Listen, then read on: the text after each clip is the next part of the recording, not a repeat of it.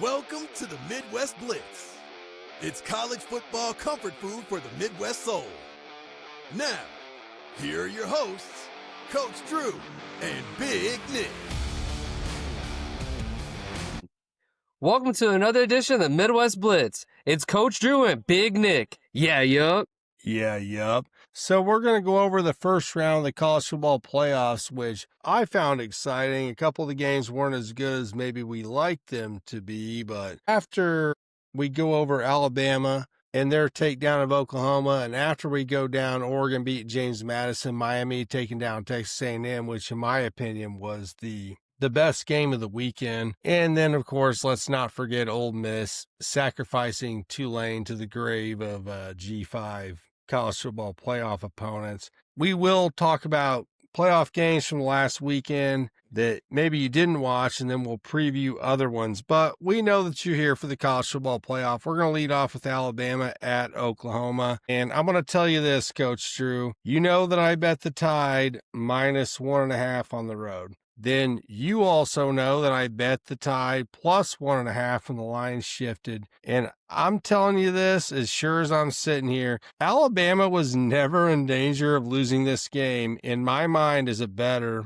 and someone that was watching the game with a betting interest. Until they were down 17-0, I got slightly worried. And then holy fucking Alabama. Dude, they stormed back. Alabama coaching staff had no answer when the Tide got it going. And this Alabama team is a weird team to cover. This is a 9 versus 8 matchup, a rematch from SEC conference play. As soon as Xavier Brown had the pick six, this was the play of the game in my mind that tied it at 17 right before halftime. Dude, Oklahoma was absolutely cooked. There was no way Oklahoma up 17-0, blowing the lead going into halftime. There was no way they were going to win this game. And I mentioned the fact that I gambled on the game, not with a lot of money. It's not like a life-changing decision. I had no faith that Oklahoma could blow that lead and then win the game in the second half, because I knew going into the game, as we talked about in the Midwest Blitz, Coach Drew,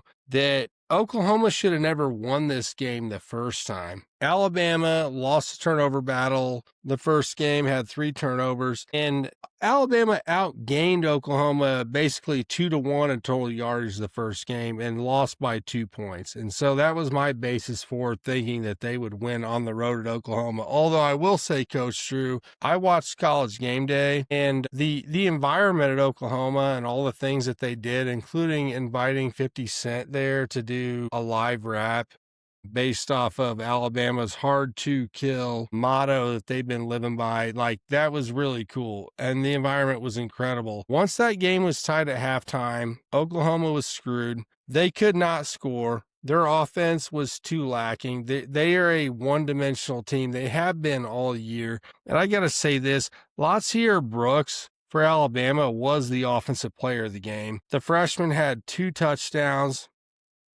Big-time recruit out of New Jersey, Latsier Brooks. But also, Justin Jefferson on defense had 7 tackles and a sack.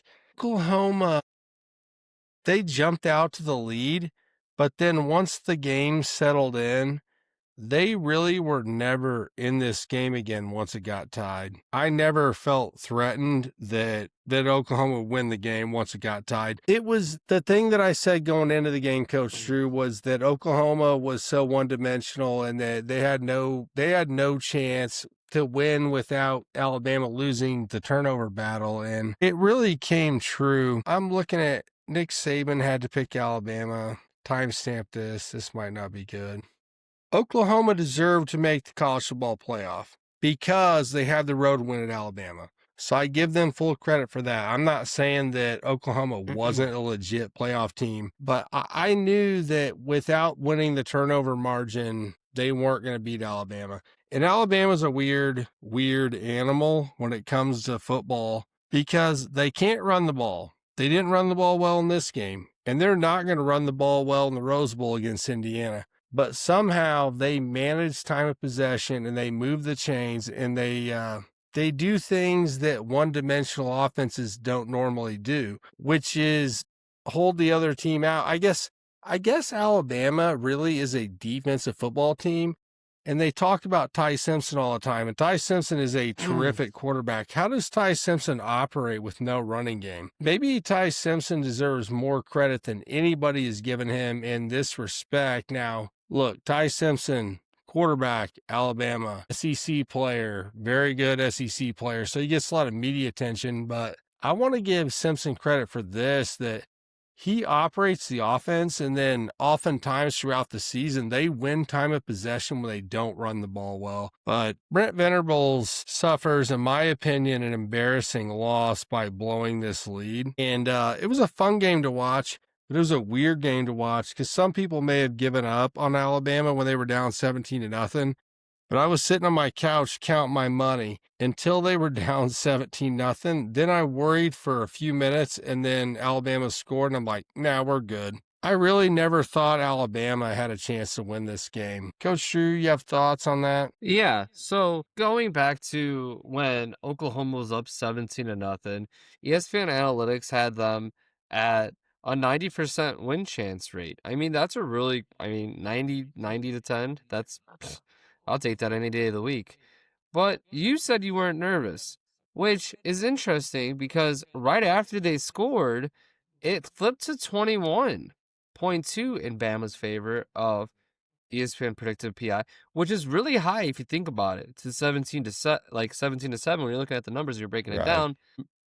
Now, I'm not saying, because it was still early in the game when they were down 17-0, and like I said, it was the last clocked at with the ESPN analytics. It was at 10:35 in the second quarter. Now, that's way early in the football game. What I'm going to say is, first off, no Oklahoma fan turned off the game and was like, all right, I'm going to go out for Friday night drinks and celebrate this. No. But if they did, and/or was pulled into work and they're like, all right, I can go to work now and just work on it, Oklahoma can't mess this up, and came home, were they in for a doozy? This Oklahoma team, now, I, on the flip side, who rooted for Oklahoma and thought Oklahoma was going to win this game, being the home team and everything they did, Pat McAfee says, how do you come into this environment? It's hyped up. He did everything in his power to hype them up. But, again, looking at the situation, giving up points to that 17-0 is just wow.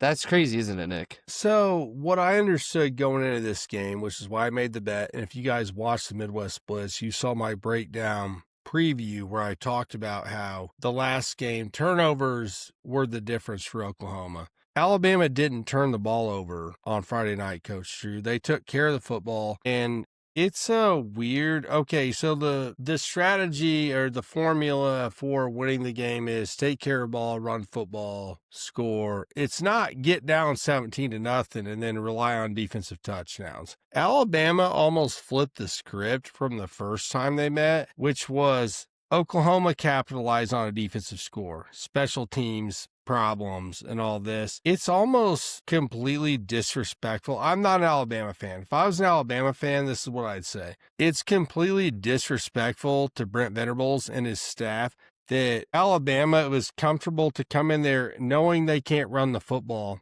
and then wait for you to make mistakes and tie the game and then just run your ass over in the second half. There's something wrong with the Oklahoma formula. Okay, the Oklahoma formula is rely on defense, which I love. I love defensive football. I love smash mouth football. We're going to get to that in the Miami Texas A&M game. But holy crap, you're up 17-0 and you throw a pick six to end the first half. Why the hell are you throwing the ball to begin with?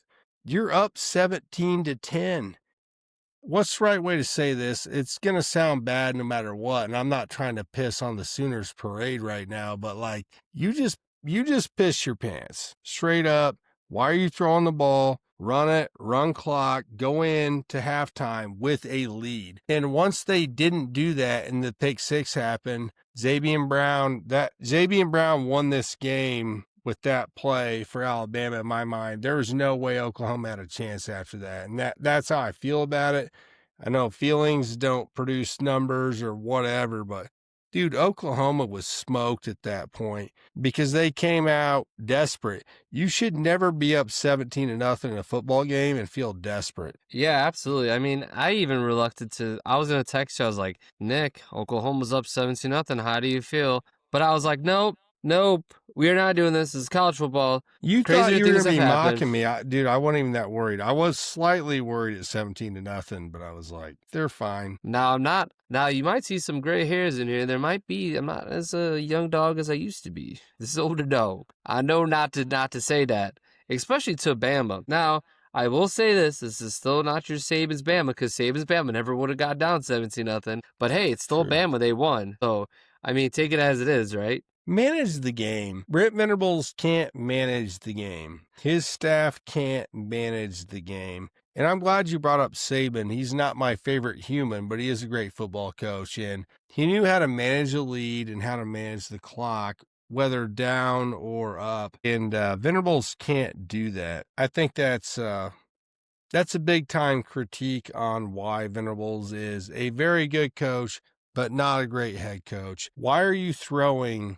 I know I'm repeating myself. Why the hell are you throwing the ball? All right, if I'm blowing the lead as a head coach, I'm running the ball, milking the clock, going into halftime. Let's not go to halftime tied when we were up 17-0. Let's not do it. So, and he's a defensive guy, Coach Drew. So what did we say last week on the Midwest Blitz? Defensive coaches run the football, conserve the clock, help your defense. Venables didn't do it. I like the guy. I don't have any problem with him, but yeah, he got out coached by 10 miles. I don't know how the fuck Alabama ends up down 17-0, but I'll tell you this, DeBoer didn't look worried when it was happening. He was like, yeah, we're fine. You know, agree? and I think, yeah, I agree. I think that just comes with the gameship that he has. I mean, a lot of coaches, there's sometimes when we look on the sidelines, like that was one of the biggest things I had with DeBoer, and he's similar to other coaches that I'm not going to name just for the sake of it. But there are certain coaches that we look on the sidelines and we're texting each other and we're like, you can't be scared on the sidelines, or you can't show his emotions. Unfortunately, being a head coach, you have to be stoic. A lot of the coaches, like after the game, they might be laughing, giggling, whatever, but in the game, like everybody's looking at you. And if they looked at him and he was very like, all right, we're still got to work. Now, if he's like hanging his head and everything, the troops around him will feel that dramatically, especially if you're the top. When the top general shows no emotions, you just keep going to work. Once he starts hanging his head, then you know the ship has sailed. All great coaches, that's what happens. He steadied the ship, Kalen DeBoer did, but I think, great point, Coach Drew. I think that DeBoer knew that he had some more sauce to cook with, if that makes sense. And boy, the Sooners fans in that great environment did end up empty-handed, as I predicted, but certainly not mocking them by any stretch. What a game, though. I mean, let's go to College Station. I was trying to console the Oklahoma fans there, but I'm not sure we have any.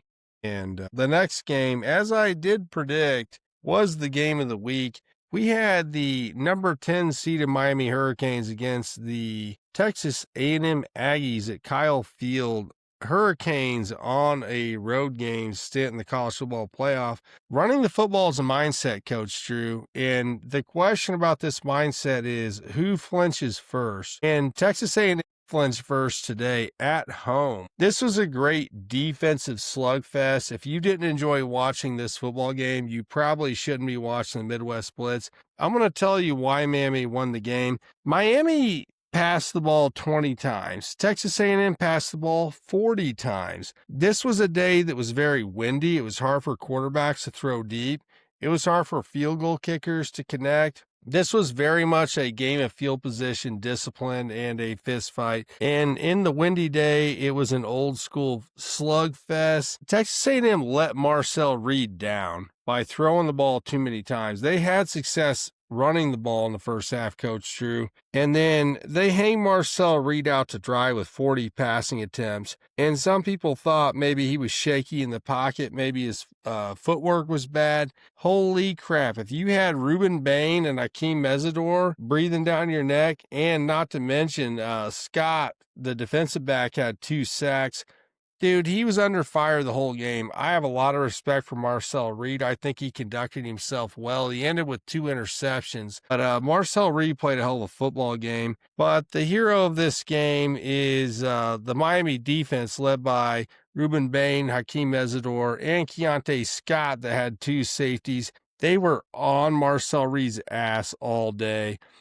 Dude, Mark Fletcher, the running back, 17 carries for 170 yards. Coach Drew, did you see Mark Fletcher's mom in the stands getting excited when he ripped off that 56, 57-yard touchdown run? I'll tell you this was my favorite memory of the game, is that Mark Fletcher's dad passed away, and he sends a text message to his dad every day. And his mom comes to every game that he plays. This is a family that's from Miami. Last year, Mark Fletcher's mom drove to Cal Berkeley from Miami to watch him play football because she's afraid to fly, which I respect that. It's a beautiful story about a family and a kid that's tough and that handled adversity. My dad passed away, as you guys that watch the Midwest Blitz know. And, you know, it's a hard thing to deal with. Seeing his mom in the stands when he ripped off that 56, 57-yard run that he had that set up Miami to score the game-winning touchdown was beautiful to me, that she was so excited. And then there were some fans around her in the stands that were like, "Oh, this lady's getting too excited."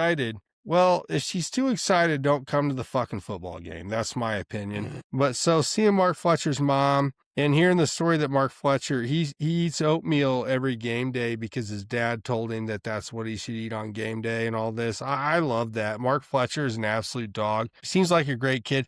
Bryce Fitzgerald had 2 interceptions in this game for the Hurricanes. Also, dude, a freshman, dude. This guy's going to be an absolute gamer at any level of football. The Hurricanes will be lucky to have him for 2 more years. They're going to have to get the book out, give him some cash. Let's get this kid paid a little more. I want to quote Mario Cristobal, who said, "We decided to change the narrative after week 13 or 14. I don't know if that's a little shot at the media narrative about Notre Dame and Miami that we don't want to revisit right now, but you guys all know what happened." But Cristobal said, change the narrative. Well, what they did in this game, Coach Drew, is they utilized the pistol formation to get Fletcher downhill running fucking football. And, you know, it doesn't seem like football arithmetic to me, but maybe I'll explain it to you guys for a second. So back in the day, I formation, we run straight at the defense. Well, what the pistol does is it allows the quarterback to operate in a shotgun, but have the tailback right behind him where we're handing the ball off.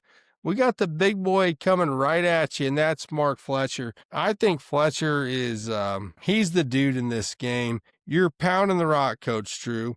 What we talked about, when you commit to the running game, like I said at the beginning, running the game is a mindset, it's a mentality. We don't crack the boulder with 1 run, 2 runs, 20 runs, but it cracked at the end of the game, and Miami scored. And then when we go to the next possession after Miami took the lead 10-3, A&M drove the ball down the field with no timeouts. And again, I love Marcel Reed. I've loved him all year. He's a great quarterback. He's a great athlete. Like, he was put in some tough spots, sacked 7 times today by Ruben Bain and the rest of the Hurricane defense. But when they got down the goal line, there was an interception by another freshman, second freshman interception, same guy.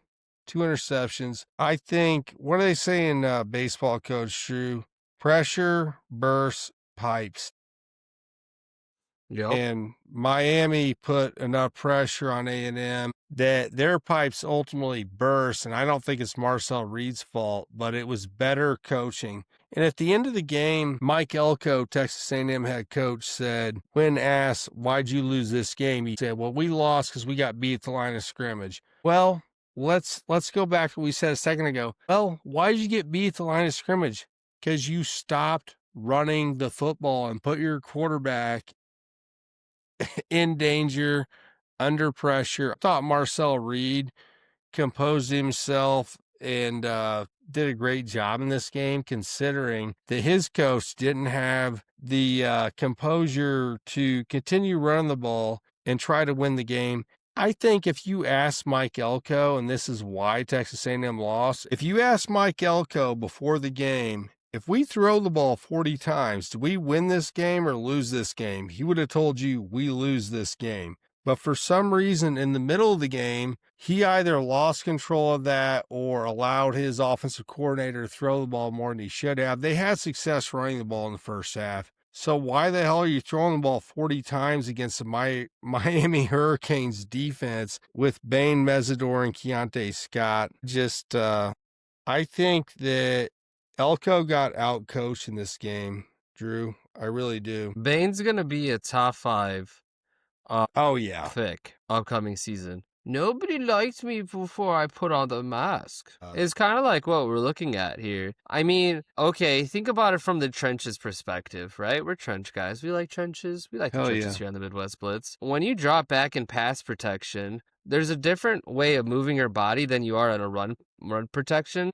So, like, you're running, you got your run and your pass. There's 2 different ways of doing it. Sure. When you got Ruben Bain running up into you in pass protection and you're throwing the ball that many times, I mean, that dude, you can see it on the line. You can literally see the lineman getting pushed and pushed and pushed. Yeah, a top 5 pick, how to mess up his timing. Okay, think about it from a defensive end perspective, right? Where he's at. Think about him getting through that area. Boom, right through there, right? Getting to the quarterback right there. I mean, you didn't disrupt his timing. He's literally timing you up. He's like 1 Mississippi, 2 Mississippi. There probably wasn't a lot of checks. It's college football. They don't really do that much. They probably do like a couple hand claps. I mean, they didn't do enough to be prepared against this really good Miami defensive line. And they played enough coverage where they just slowed them down. You need to run the ball and be balanced. And again, wind does play a factor. Marcel Reed does have a strong arm. But I can tell you this from seeing him at the Notre Dame game, not all his throws are that good. Like, he's a good quarterback, but not all his throws are going to be on target, and you're asking him to throw that many times? Also, going to Miami, man, talk about picking up a kid. When Tony fumbled that ball, and then he came back to the sidelines, and he came back out there to get the game-winning score, talk about that's why we watch college football there. That so right there. Mark Fletcher busted the 56, 57-yard run or whatever it was. And then, like, that puts the Hurricanes in position to win the game. And Fletcher was the first one that went to the bench to pick up Malachi Toney and tell him, hey, we need you. I think Toney was crying, and I'm not making fun of him. He was just upset. I think he's a kid, Coach Drew, that should still be in high school. He's playing at the highest level of college football. At the highest level of college football. 2 different meanings applied there. And Mark Fletcher busts off the long run. He leads the Hurricanes into the end zone. So for a boxing analogy, Mark Fletcher was the boxer that we hit him with the right hand. We hit him with the right hand. We hit him with a straight right. We hit him with another one. And then they feinted and then hit you with a left hook. And the left hook was Malachi Toney on the jet sweep to win the game. It was beautiful play calling in a very old school type of way where we're like, run, run, run, run. They ran again, but we feint up the middle, give it around the outside. That was the knockout punch to Malachi Toney. But honestly, Fletcher is the one that set all that up, and even Carson Beck after the game gave credit to Toney and Fletcher for all the success. I was going to say also that Carson Beck is a leader and is here to help his team win games. Had I think he was 14 out of 20 in the game, but Carson Beck, established resume in the SEC. Whether you're an SEC fan or not, the kid's caught a lot of fire. And at the end of the game, he celebrated his teammates' success. And then they told a story on ESPN during the game that he actually encouraged like running trick plays and getting other players involved in the offense because he wanted everyone to be involved and he really cares about winning more than anything. And a lot of these big time athletes, whether at the college or pro level, they care more about their stats than they do about winning. And Carson Beck is not one of these kids. So I wanted to give Carson Beck some credit for that one. But Coach Drew, can I do one more credit to the Miami Hurricanes here? So the most interesting thing that I saw after the game, or that was interesting to me after the game, is they did a piece on Jason Taylor, former Akron Zip, Coach Drew, probably the greatest Akron Zip of all time. Jason Taylor, Canton Hall of Famer, is the defensive line / defensive ends coach for the Miami Hurricanes. And when he teaches defensive line, pass rush, and how to contact an offensive lineman. This guy he's teaching martial arts to football players. The way that he teaches these guys to contact the offensive lineman that's blocking them, get hands off, post, push, bull rush, spin move. They don't spin move that much, Coach Drew, but I'm sure that they have a spin move in their back pocket. They watch Ruben Bain and Akeem Mesidor, two of my favorite players in the country. They've been watching a Hall of Famer, a legend. They're playing karate at hand-to-hand combat when they are playing college football. These guys are both going to be all pro level guys when they get to the NFL. There was an old NFL films, Coach Drew, where they described the linemen, the offensive and defensive linemen. It was John Facenda, the frozen tundra of Lambeau Field, like the old school shit. And they said, this is hand-to-hand combat between grown men. And it was like this thing I watched when I was a kid. But I mean, Jason Taylor is, it's like Batman when he met the League of Shadows and he's like, all right, this is real karate. This is how you fuck somebody up. Dude, Jason Taylor, if you watch the video of how he's teaching them to bull rush, post, all these different moves that he teaches them to do, it's so next level. And I've always said defensive line is the most undercoached position in all of team sports. I was a former defensive line coach at the high school level, but I was always realizing like, hey, these kids are athletes. Let's teach them how to do things, how to control a gap, how to rush the passer. But when you watch Jason Taylor do it, or when I watched Jason Taylor do it, I was like, yeah, that's my sensei from afar. It's like Jason Taylor is my spirit animal. Dude played basketball and football at Akron, all-time leading sack guy at Akron, and then Miami Dolphin legend. But he's down there teaching football karate, Coach Drew. Nothing makes me happier than seeing that. If that makes sense to anybody here, give us a thumbs up.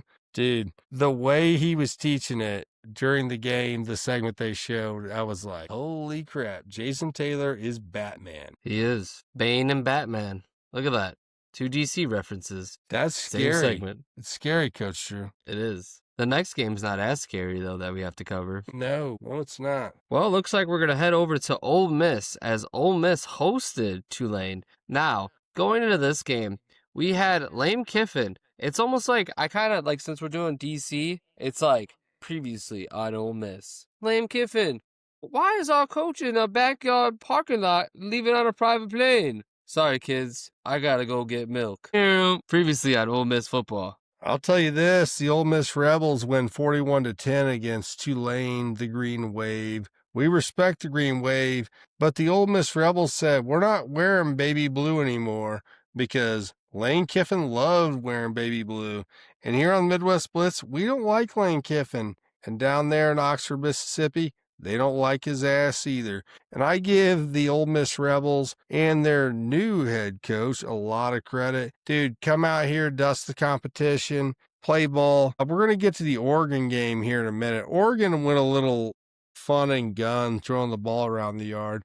The Ole Miss Rebels really went out here and just ran the ball up Tulane's ass as much as they could. And that's what we like here on the Midwest Blitz. We're going to establish the line of scrimmage and we're going to fucking pound you. This is, we're going to talk about the selection process and having 2 G5 teams in and all this stuff. Coach Drew, the best teams in the country, they try to run it up your throat every time anyway. The Indiana Hoosiers, the undisputed #1 team in the country, they never abandon the run. There is no option to run the football. And that's how Ole Miss treated this, and that's why I have a lot of respect for this. Campbell has had 3 total touchdowns in this game. Alexander, 7 for 87, but Lane Kiffin be gone. We're done. We're done with Lane Kiffin in Oxford. And when I started to write this story, I was like, oh, well, it's about Lane Kiffin. No, it's not. Lane Kiffin, get out of here. The players decided not to wear the baby blue and reds because that was the uniform combo that Lane Kiffin enjoyed. And the players, I think they made a great statement without being obnoxious in the media by saying, no, we're going to wear the navies again. We're going to wear the navy blue uniforms. I thought that was awesome. I want to say this, Pete Golding is the man. In the home environment, another college football playoff home game, Pete Golding comes out, announces the new head coach, and the entire crowd gave him a round of applause, standing ovation. Congratulations to Pete Golding, honestly. Like, Coach Drew, you have a favorite team. I have a favorite team. My favorite team's been terrible my whole life until recently, the Indiana Hoosiers. And people watch this and they go, you're not an IU fan. Yeah, I am. But we'll talk about that later. Pete Golding walking out and receiving that round of applause, to me, it means a lot, where it's like, hey, we love this team. And we know you love this team also because you stayed. And you know what? Ole Miss fans deserve that, bro. They really do. The best season they've ever had, and your coach walks out on you. Dude, his name shouldn't even be allowed to be said down there, and I assume that's how they're going to treat it. But Pete Golding is a boss. Fans love him down there in Oxford. We're not wearing Lane Kiffin colors anymore, Coach Drew. The LSU Tigers, Tigers go down to Oxford next year. Whew, we get tickets. Can you buy tickets for that game? You could probably buy them now. They're going to be a little expensive. Maybe we could find somebody who's a student. Maybe we can use one of our connections. We'll be like Barstool. Can I do one more, though, about this game? Tulane linebacker Sam Howard has had surgery on his body. He has plates and screws and all kinds of things going on. A kid that really loves football. He's a senior, I believe. He cleans the locker room after practice. He's a team captain at linebacker. He's a fine young man. From the stories that they told during the game, this is a guy where you're like, oh, they make fun of Tulane because they lost this game. But Sam Howard at linebacker is a team captain and like a kid that you would want involved in anything you're doing. If you're hiring somebody, if you want somebody who works hard, if you want somebody who's not an asshole, the talk that they had about Sam Howard and the rehab and prehab that he did before practice and after practice after surgeries that he had based on, football inflicted injuries. I can relate to that a little bit. Sam Howard, linebacker Tulane, is an unsung superstar of this football tournament that we now call the CFP. But he gets off the team plane and he goes up there and picks up, if anybody didn't pick their cups and napkins or whatever up. And I'd imagine that's not just the players. It's probably some of the coaches. So I thought like Sam Howard deserved a shout out. Yeah, there's a lot to be said about this Ole Miss team moving forward. It's going to be interesting to see how they handle adversity, especially because, well, like you said, Lane Kiffin is gone, and I'm proud that they won this game. Tulane, and it's also going to go into our next segment, also about James Madison, Oregon, where we're heading next. Both their coaches have already agreed to play at different areas that are not in their original schools that are playing these college football games. So one of the things like I wanted to pick your brain about is just how NIL is going to play a factor into this. How can we protect teams like Tulane, like James Madison? I don't care what everybody says about, look, Notre Dame lost to Texas A&M and they lost to Miami. Notre Dame wins one of those games, they're in the playoffs. Enough said. I'm not here to complain about that. There's been teams, even Notre Dame in the playoffs, has been beat hard, or in the BCS area, wherever you want to count for. There's teams that have lost big, okay? Here's the thing. A lot of people are giving Tulane and James Madison the lowest end of the stick because they're smaller schools, because they're not big-name brands. I can't recognize that. I don't even know what state that's from. They're not football. Why are they on TV? I mean, if Stanford... right? And I'm going to attack Stanford here. If Stanford was on here, they'd be like, well, at least that's a, ACC team, right? Like, let's not protect somebody because of their conference prestige and their integrity. There is good players on James Madison and Tulane. There is. They just unfortunately didn't do well. And I know people are going to be upset I said that, but I'm more worried about the integrity of the coaches and how we can keep them to stay in these areas, right? I think that's also an answer we have to answer moving forward in the NIL, right? Similar to baseball, right? I'll bring it to baseball. The Dodgers had a $169 million luxury tax that hit. That was higher than almost 10 teams in the league. which accounts for 33% of the league. Their taxes were higher than 33% of the payrolls that are currently active. You're going to tell me Alabama and Tulane are fighting on the same stick? Now, NIL is good, but it's not perfect. It's the Wild Wild West, Nick, isn't it? That's a great point, Coach Drew. And okay, so that goes back to before we go to James Madison, 12 seed at Oregon, number 5 seed and number 5 ranked team in the country, is that, okay, if you watch college basketball, being a D1 basketball team means a certain thing. Being a D1 football team means a different thing. So the Butler Bulldogs, 2 miles from where I live, go Bulldogs. I'm pro Bulldogs. Hopefully most of us remember the Final Four run that they made as a small private school.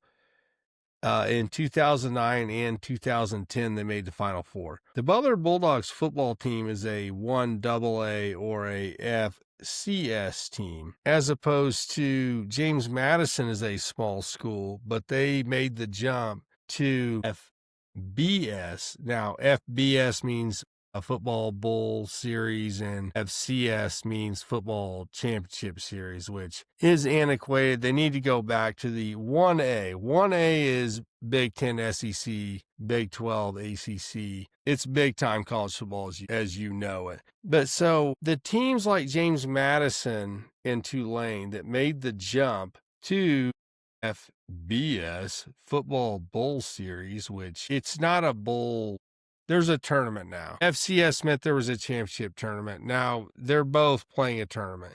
The smaller D1 One's schools, longer than the other. Right. Sorry, I'm dragging this out, Coach Drew. You can edit it as you see fit, but I do have a point to make here. It was a great question that you asked. Is that schools like James Madison and Tulane in Delaware and Arkansas State, who won their first bowl game this year, they made the jump. Their school made a financial investment to make this jump from being a small Division I football school to being a major Division I football school. And so after James Madison gets boat raced by Oregon and after Tulane gets boat raced by Ole Miss for the second time, the call is for these teams to not be eligible to make the college football playoff. There are a lot of arguments back and forth that can be made here.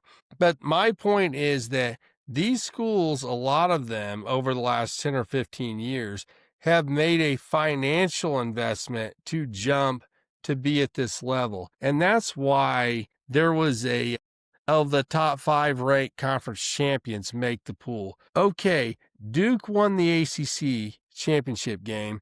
They are ACC champions. They were beat by Tulane. This is not let's leave Miami aside. The tiebreakers were the tiebreakers. If you think that it's okay to invite these schools and not invite, but entice them, the schools, not leave sports out of it. The schools invested for a chance to make this tournament.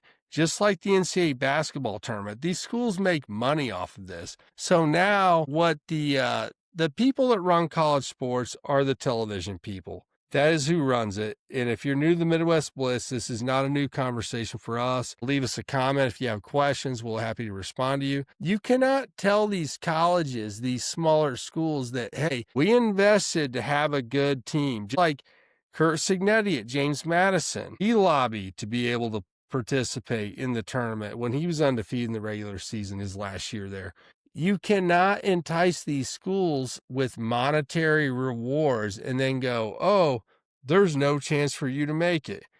Okay, Cincinnati made the 4-team field, I think in the last year or second to last year, the 4-team field. And they deserved it. They were badass. They beat Indiana on the road. They beat Notre Dame on the road. But you cannot entice these teams with monetary rewards and then not give them a chance to make the field.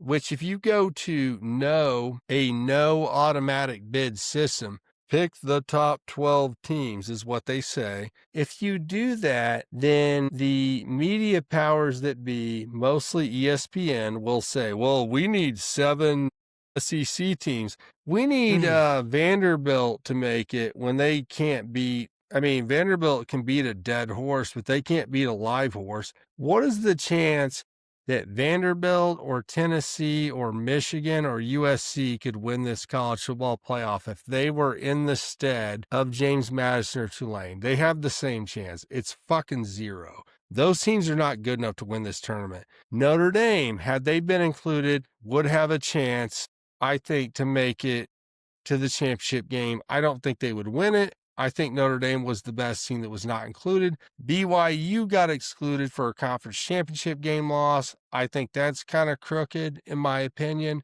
BYU is a way better team than Tulane or James Madison, but Tulane and James Madison are very good college football teams. They're not great teams, but look, this is not the NCAA basketball tournament. And I'm looking at my big board over here where I have the bracket drawn up for the college football playoff. There's only 1, 2, 3, 4, maybe 5 teams that actually have a chance of winning this tournament.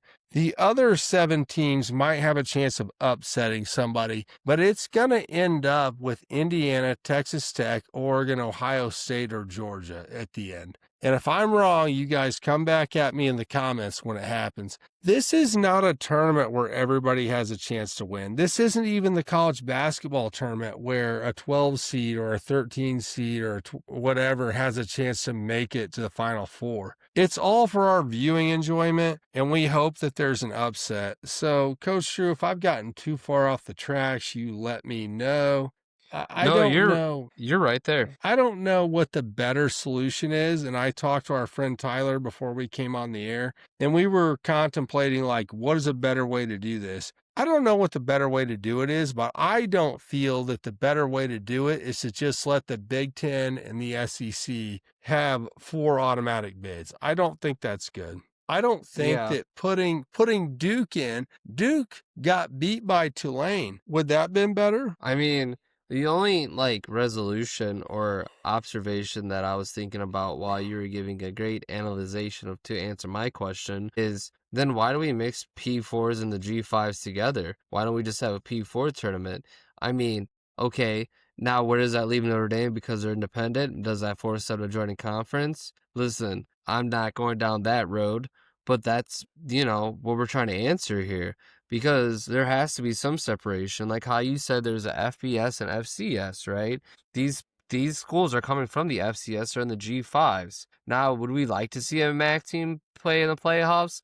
Just like NIU with Jordan Lynch, who knows what happens back then, right? So there's stuff like that. This is a question that luckily it's above our pay grade, right? So hopefully that can be answered soon.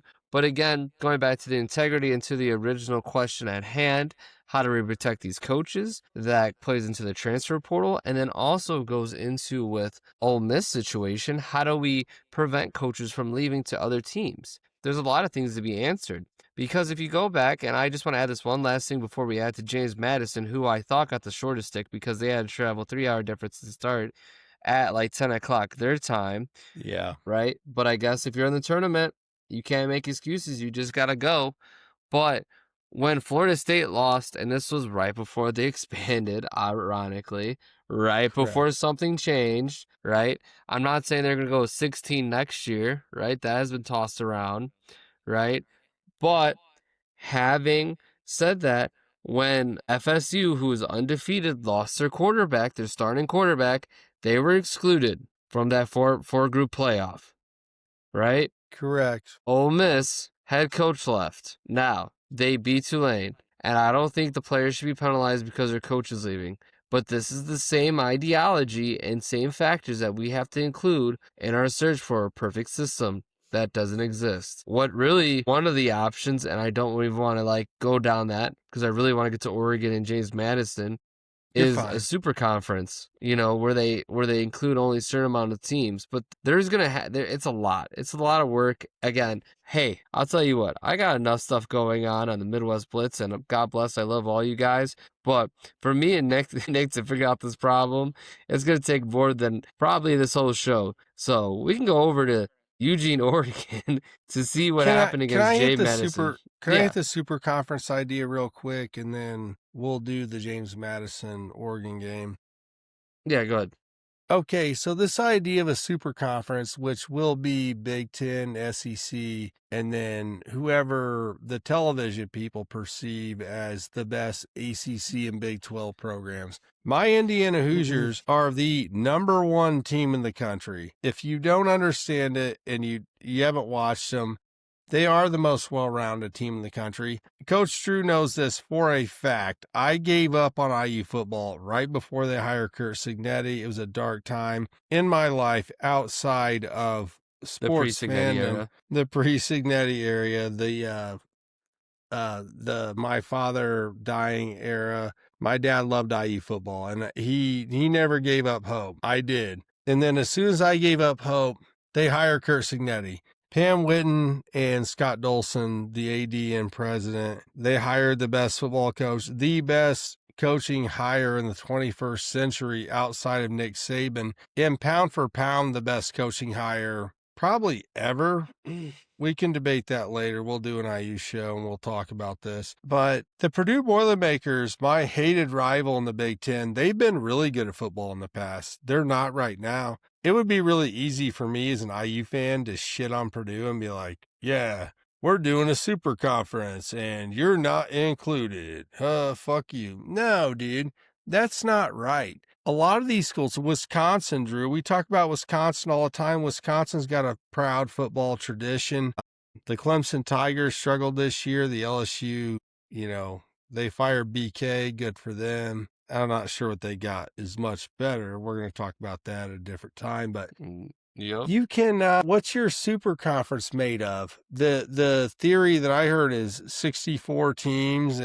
What is that? What they really want is Michigan, Ohio State, Penn State, and they want Alabama, Clemson, Georgia, the blue bloods, the ones that draw television revenue. That is this super conference idea. And the super conference is horse shit, and my Indiana Hoosiers have proved it. Even though I didn't believe it was possible, they have developed a great football program, and it's not going anywhere. And I know some of you guys that haven't watched them, you think that Alabama's going to beat them. They're not. But yeah, the super conference is a trope. It's what do you love, Coach Drew? Coach Drew loves baseball. What if we just took my Reds and your White Sox and we stuck them in a different league because they have a lower payroll? That's basically what they want to do with this super conference, the Super League, super conference idea. It will ruin college sports more than you can imagine. And I know if you don't believe me, I've thought it through for years. I thought the Hoosiers would not be included if they did a Super League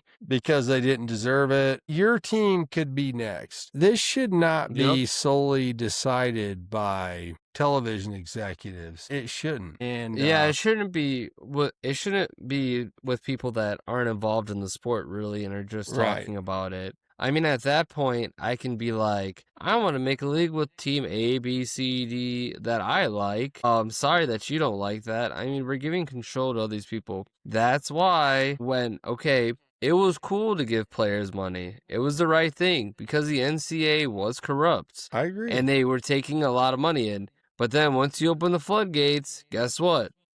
It's like sand putting into a vase that has a hole in it. It just kept leaking. You could put the sand back in, but guess what? The sand's just going to come right back out. And that's where we're at with this whole situation. Again, it's a situation where me and Big Nick are not going to be able to solve it without your help. If you have any ideas, write in the comments. But again, please and thank you. Tell us. One of those things. It's a lot. Yeah, tell us what you think would be better, but it's not a 64-team Super League, super conferences, whatever. The super conference, Drew, it used to be called the NFL Championship game. And then someone came up with the name Super Bowl, which was a great idea. By the way, for those of you who don't know. You want to know how they came up with that? Do you want me to tell you, or are you going to tell us? You can tell it, and then I'll tell you if it was right or not. Thanks, buddy. I appreciate that about you. So the Super Bowl was come up with by a dad who was a marketing guy. And his son had, guys, you ever have one of those bouncy balls, Coach Drew? It's like a little rubber ball and it'll bounce like 30 feet in the air. Might be super. Might be super. The kid had one of those super balls, and he was playing with the super ball, and that's where he came up with Super Bowl. So these names, Super League, Super Bowl, Mega Conference, Mega this, Megatron, Optimus Prime, they're not, they sound good. That's not the essence of the sport, but, marketing wins the day, Coach Drew. It Whether always you does. it does. But a Super Bowl is not a Super Bowl. And a Super Conference or a Mega League or an Optimus Prime League is not necessarily better than what we have now. And if you think that the Big Ten champion, SEC champion, ACC champion was not legitimately crowned, well, part of the reason for that is that the television companies have expanded the conferences to a point where there's too many teams, they don't play each other. Originally, conferences, all the teams played each other. All right, Drew, I'm going to go on so long, we're not going to get through this. So we'll go to Eugene, Oregon, hosting their first ever college football playoff game. Pretty nice for Eugene, Oregon, Coach Drew.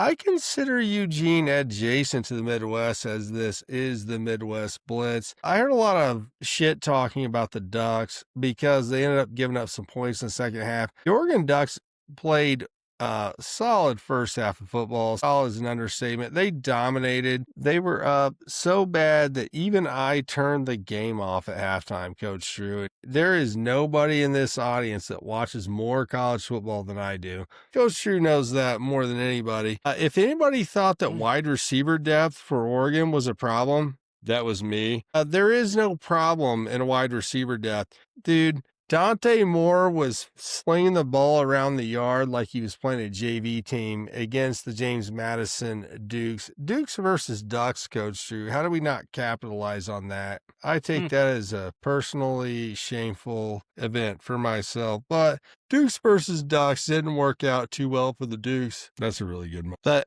I'm telling you, Moore is ready for the Ducks. They're calling him the #1 quarterback prospect ahead of Fernando Mendoza. I know some of you haven't watched Mendoza. He's pretty damn good, but so is Dante Moore. I think the Ducks they're primed and ready. There were people saying like the Ducks aren't ready for the playoffs right now because they gave up points to James Madison the second half. Dude, James Madison is a good football team. They're not a great football team, but from the G5, they are a good football team. So if you don't like college football and you don't watch teams outside of the top 10, you might think that Oregon didn't do a good job in this team. Here's the thing, Coach Drew, and we talked about this earlier. If you're up 10-0 and you're coaching baseball and then the other team, you put in like a second pitcher or something, and then the game looks like it gets close. This game was never close. I respect James Madison because they never stopped fighting and stopped competing. Just like my Indiana Hoosiers at Notre Dame last year, they made it look close. It wasn't really close, but the fight was there. Dude, Oregon is illusion, correct. Dude, the Ducks are fine. The Ducks are absolutely a competitor against Texas Tech in the second round. The winner of that game will play the winner of Indiana and Alabama. And by the winner of Indiana and Alabama, I mean Indiana. The Ducks are tough. It's going to be funny to see Indiana play Oregon again. Yeah, it's going to be real fun. I don't think Texas Tech is going to handle Oregon well. Again, because Dante Moore is, if he is what they say he is, the #1 prospect right now. I know, being a Hoosier fan, Nick, you don't like hearing that, but I guess that's what's rumbling now after a James Madison win. Now Dante Moore is #1. This is what makes the draft so fun, is literally somebody can have a really good game late in the season like this, and then they're like, boom, best prospect. I mean, it's always like that thing, too, we talk about prospects. We look at Will Howard. He won the national championship with Ohio State last year. And you're like, well, that should be the #1 quarterback off the board. He wasn't. But it's one of those things just to think about, like, how these all, like, play factors into the bigger picture and their future. Yeah, and I didn't mean to throw shade at Texas Tech. We're going to preview Oregon, Texas Tech, and Indiana, Alabama in our next episode. Dante Moore is great. I've liked Dante Moore all year. People were talking junk about Dante Moore when they lost the Indiana game, and I didn't agree with that either. I like Dante Moore a lot, but I don't know. Some of these supposed draft analysts are just like throwing names out there. Coach For the Drew, wind. Coach Drew, you want to go through a hurricane of bowl game recaps and Let's previews? do it. All right, here on the Midwest Blitz, we love bowl games. We love holiday bowl games. If you don't like holiday bowl games, then you probably are watching the wrong show. You should probably go watch Stephen A. Smith or Mike Greenberg or something else. We love bowl games. We're going to recap. I'm going to tell you why these bowl games are fun to watch. So last week, Jacksonville State beat Troy 17-10. The game ended on a close Hail Mary. If you don't like to watch Hail Marys, you don't like to watch football. Last Wednesday, we had Old Dominion at South Florida. Old Dominion took the win. 24-10 against South Florida, a CFP contender. Old Dominion was solid in this game, despite their starting quarterback hitting the transfer portal. Arkansas State beat Missouri State. Wide receiver Corey Rucker had over 4,000 receiving yards. Coach Drew, this was the only bowl game that I had not watched these teams play all year that I saw last week.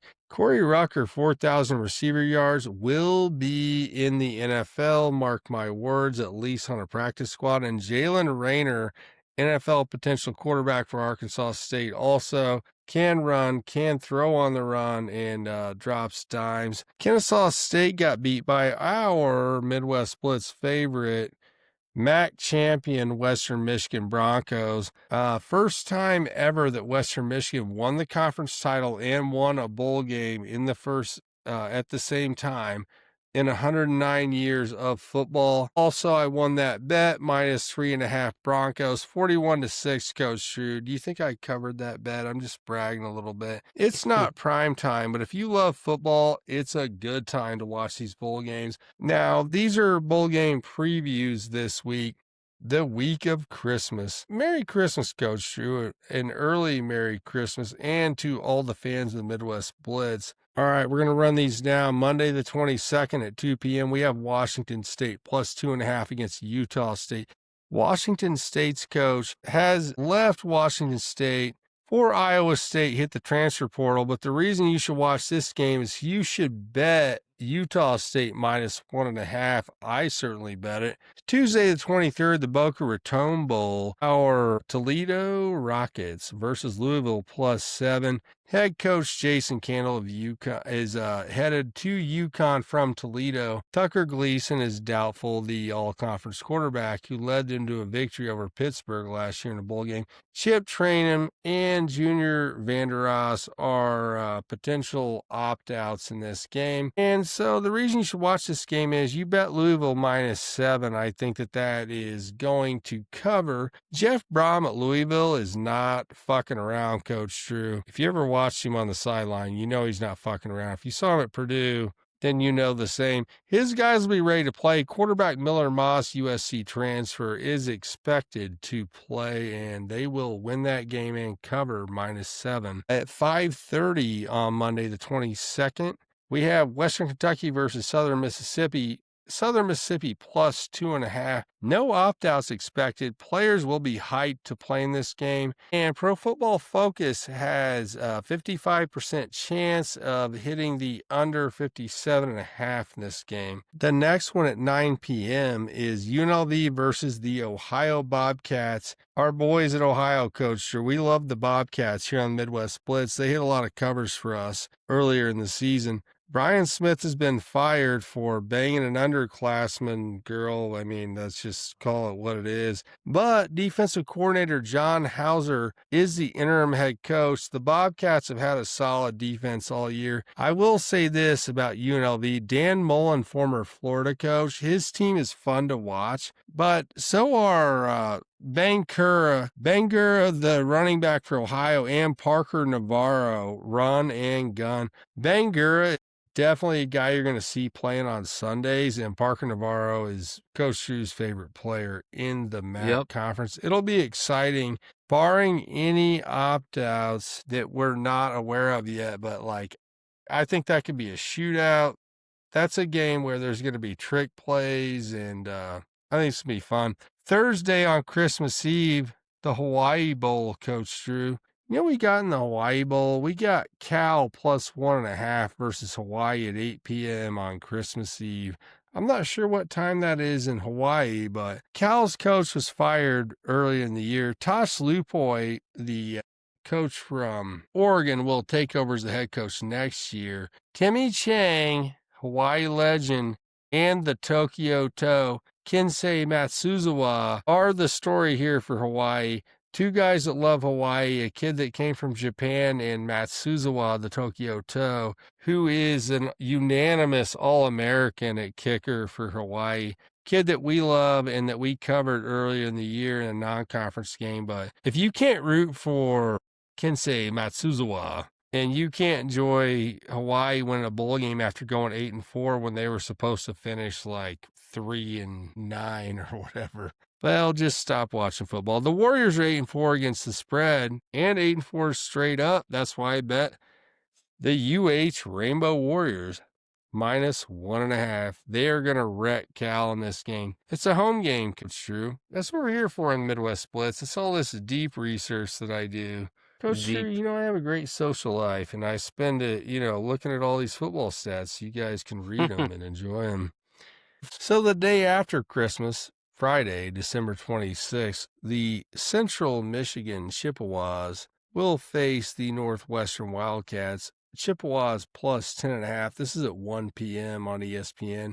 Gadget quarterback Angel Flores is expected to play in this game, and he was, Coach Drew, a player that when he played, they averaged over 200 yards a game rushing. Without him, they averaged 100 yards. So Angel Flores is a dynamic player for the Chippewas. And Northwestern, who's a team that we liked on Midwest Blitz this year, but their best player, Tiernan, the offensive tackle, is expected to opt out. Probably I'd say at least a third-round draft pick at offensive tackle. He's been really good at Northwestern. And running back Kumalafe is injured. We're not sure if he's going to play, but we know the Chips are going to keep this close with Flores in the game. I think this is a good game to watch at least through 3 quarters. Chance for a MAC team to pull an upset against a solid Northwestern team, Coach Drew. Coach Braun did a good job for Northwestern this year. At 4:30 on the 26th, we have New Mexico plus 2.5 versus Minnesota. Now, I want to tell you this about New Mexico. Jason X players love him. Eck, E-C-K, Eck. Jason X players love him and they play hard for him. It's the type of guy as a former athlete that I would love to play for. You see the love that he shares with his players on the sideline. And Minnesota has some questions with injuries and opt-outs. Defensive lineman Anthony Smith, Devon Easter, and running back Darius Taylor are all questionable for opt-out reasons.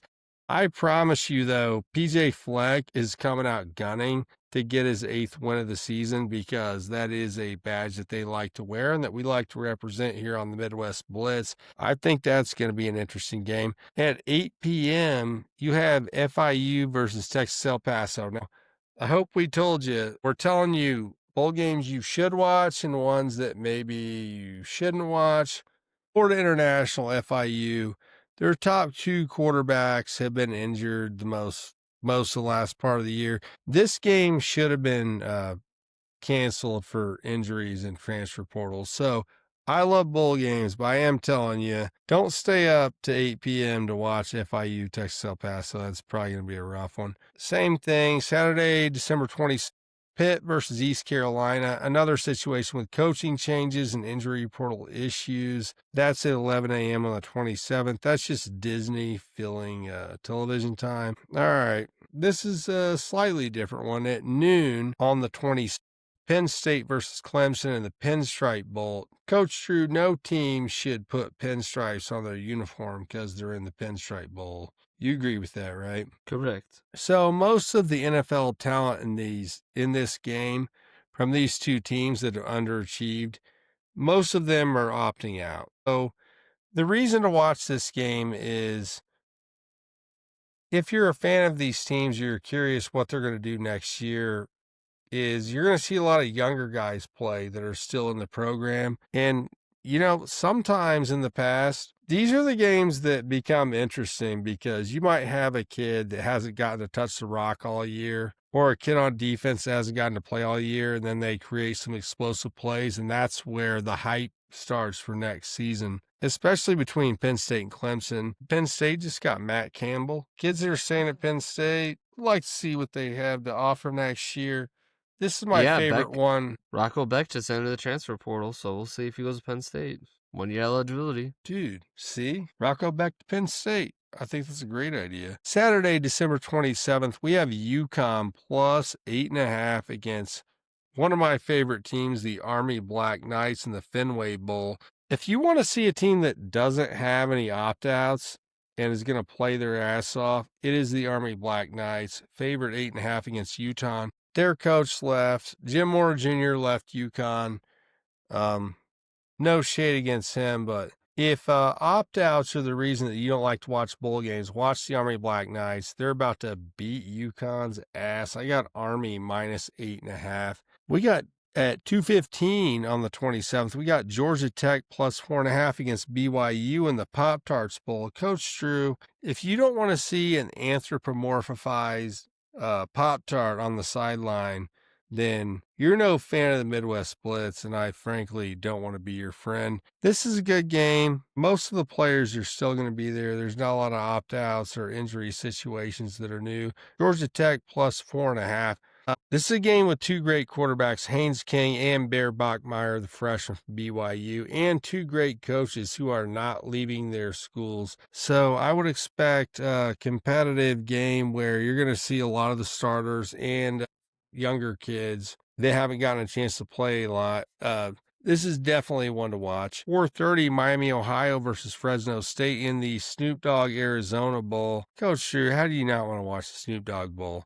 The Hawks have had quarterback injuries with Daquan Finn out for the season and opted out to check out greener pastures in the NFL.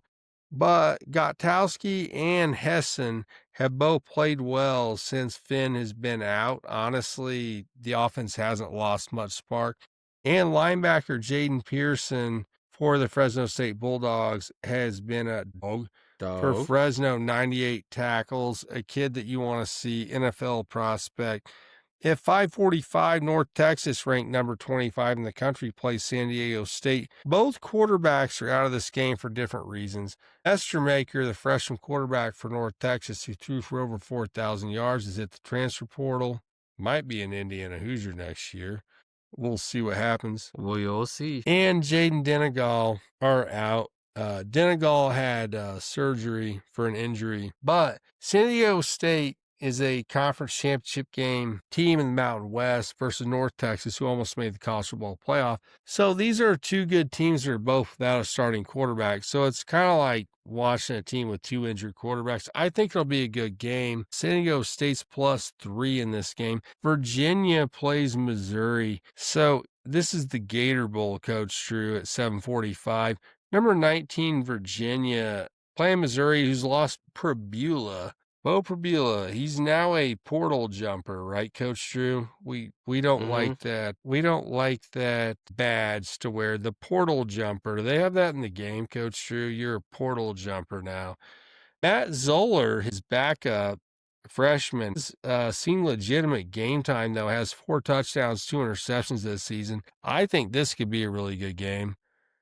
At 7:45, and at 9:15 we have LSU versus number 21 Houston in the Texas Bowl. If you want to see an SEC team, an SEC blue blood, get their fucking ass whipped, this might be one to see because LSU has nobody playing in this game that has NFL future that's draft eligible. They all opted out after, obviously, Brian Kelly got fired, something me and Coach Drew, we didn't enjoy or have any laughs about that at all, did we? Because we love Brian Kelly in his family here on the Midwest Blitz. He's part of the family. If, you think bowl games don't matter and all that, dude, Houston is pretty intact roster-wise in this one.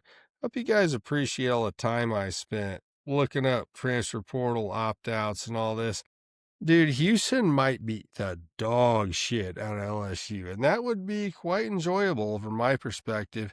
Coach Drew, how could you be any happier about anything than that? Was Lane Kiffin, Is he going to coach the game? No, he's going to be probably in the crowd with his family or on the sidelines. But he won't be wearing a Pop-Tart outfit. No, he's not. Maybe he's going to sneak in as a Pop-Tart to get some scouting. Maybe we can start some scandals with LSU. Seems like the beginning of a Midwest goodbye, Coach Drew. It is. There's been so many great things to be a Chicago person, whether it's the rumors that my Bears might be coming to Northwest Indiana where I live, whether it's the Bears clinching it today on the day we record on Sunday, whether you wake up and the top Japanese player known as Babe Ruth and the second coming of Shohei Ohtani that doesn't pitch went to the White Sox. I mean, there's so many great things that happen sports-wise for me. If somebody bought me a pair of socks, I might just hug them.